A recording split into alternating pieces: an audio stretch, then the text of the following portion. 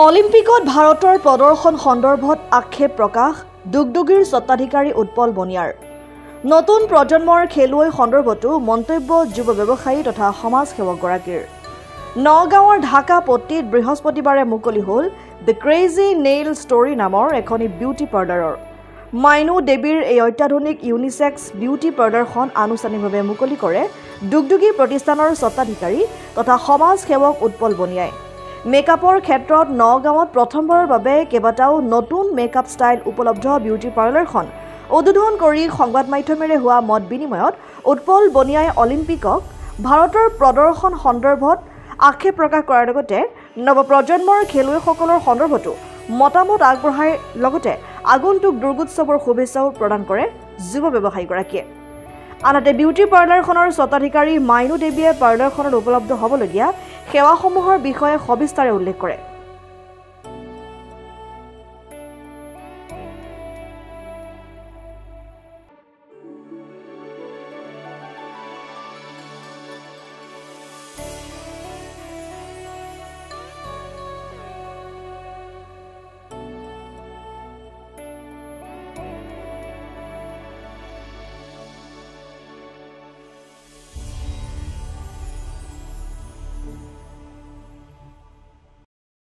নিশ্চয় সৌভাগ্যৰ কথা মোৰ কাৰণেও, কিয়নো মই দ্য ক্ৰেজি নেইল ষ্টৰী প্ৰথমখন মই নিজে উন্মোচন কৰা, প্ৰায় 1.5 বছৰ পিছত ক্ৰেজি নেইল ষ্টৰী 2খন মই নিজে শুভামুক্তি কৰিছোঁ।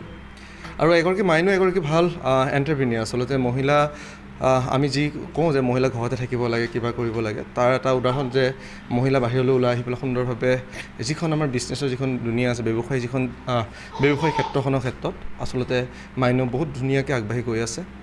ক্ৰেজি নেইল ষ্টৰী প্ৰথম ভাল লগা বিষয়টোৱে আছিলে তাৰ যি নেইল এক্সটেনশ্যন যোৱাবাৰ আমি কৰিছিলোঁ, সেই নেইল এক্সটেনশ্যনৰ পৰা আদি কৰি বহুখিনি আচলতে নতুনত্ব আনিছিলে সমগ্ৰ অসমতে। আৰু এইখন নগাঁৱতে প্ৰথমবাৰৰ কাৰণে আহিছে, য'ত বিভিন্ন ধৰণৰ ট্ৰিটমেণ্ট, বিশেষকৈ স্কিনৰ ট্ৰিটমেণ্টে হওক, হেয়াৰ ট্ৰিটমেণ্টে হওক, যিবোৰ আমাৰ নগাঁৱত নাই, মধ্য অসমত নাই, আৰু সেই সকলোবোৰ আচলতে কঢ়িয়াই আনিছে এই ক্ৰেজি নেইল ষ্টৰী 2.0খনে।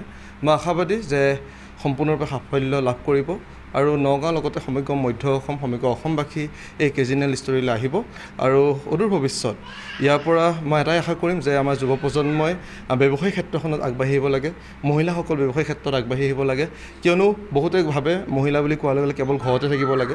আচলতে পুৰুষৰ কাৰণে মহিলাসকলক কিছুমানৰ ক্ষেত্ৰত আচলতে পুতলাৰ দৰে ব্যৱহাৰ কৰে, কিন্তু তাৰ সম্পূৰ্ণৰূপে ওলোটা আচলতে মাইনু। আৰু মাইনুৱে যথেষ্টখিনি কাম কৰি আহিছে, নিজেই ভালদৰে উপাৰ্জন কৰাৰ উপৰিও যি বহুখিনি আচলতে যুৱ প্ৰজন্ম হওক বা মহিলাসকল হওক, বহুত লোক ওলাই আহিছে যাৰ দ্বাৰা প্ৰশিক্ষণ আচলতে দিয়ে ক্ৰেজি নেইল ষ্টৰীত। মই নিজে দেখা পাইছোঁ বহুতবাৰ, আৰু আশাবাদী যে এইখন এখন সাফল্যৰ দৰলৈ আগবাঢ়িব। পূজা সমাগত হয়, দুগদুগী প্ৰতিষ্ঠানৰ ফালৰ পৰা অসমবাসীক কি শুভেচ্ছা দিব, কি ক'ব? অসমবাসীকতো শুভেচ্ছা দিয়া আছে, আৰু মই বিশেষভাৱে দুগদুগীয়ে দুৰ্গা পূজা আয়োজন কৰে, এইবাৰ নৱেম্বৰৰ বাবে উদযাপন কৰি আছে। আৰু মুখ্য উদ্দেশ্য হৈছে পেৰিছ অলিম্পিক, আইফেল টাৱাৰ, যাৰ উদ্দেশ্য যে আমাৰ খেল ধেমালিৰ প্ৰতি বিশেষকৈ যুৱ প্ৰজন্মই আগবাঢ়ি আহিব লাগে। আমি ভাৰত এখন জনবসতি দেশ, আৰু ভাৰতে যিদৰে সমগ্ৰ বিশ্বতে আচলতে খলকনি তুলিব লাগিছিলে অলিম্পিকত, সিমান আমি সাফল্য লাভ কৰিব নোৱাৰিলোঁ। মই আশাবাদী যে আমাৰ যুৱ প্ৰজন্ম, আমাৰ বিশেষকৈ আমাৰ নগাঁওবাসী ৰাইজ, বিশেষকৈ অসমবাসী যিমানসকল আচলতে যুৱ প্ৰজন্ম আছে, সকলো খেলুৱৈ দিশত আগবাঢ়ি আহক। খেলুৱৈয়ে যাতে এটাৰ দিন পৰিৱৰ্তন আহে, সেই ক্ষেত্ৰত মই আশাবাদী।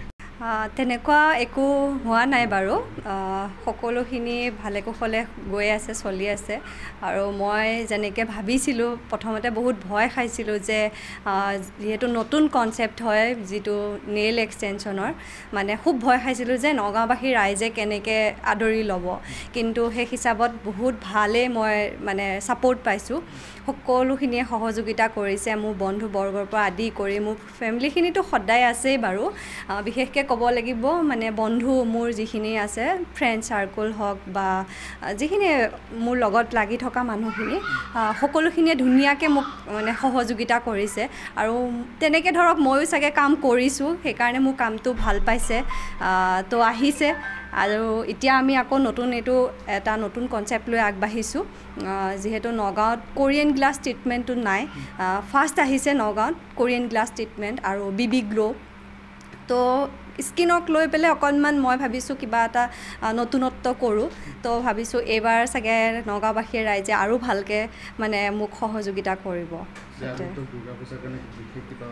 হয় অফাৰ আছে আমাৰ বহুতখিনি অফাৰ আছে মোৰ পেজ আছে পেজত গৈ সকলোখিনি জানিব পাৰিব বা কণ্টেক্ট নাম্বাৰটোতো সকলোখিনি সুবিধা আছে জানিব পাৰিব আৰু আমাৰ এতিয়া এইখন আজি আমি হেৰি কৰিছোঁ মেনুখন ইয়াতেই গোটেইখিনি আমাৰ আছে মানে বহুতখিনি অফাৰত আহিছে আমি এতিয়া বহুতখিনি ডিছকাউণ্টত কৰিছোঁ তো সকলো আহিব আৰু ভাবিছোঁ সকলোৱে সহযোগিতা কৰিব মোৰ ভাল নামটো মাইনু দেৱী নগাঁৱৰ পৰা বিভূতি বৰাৰ ৰিপৰ্ট ডেমক্ৰেটিক আছাম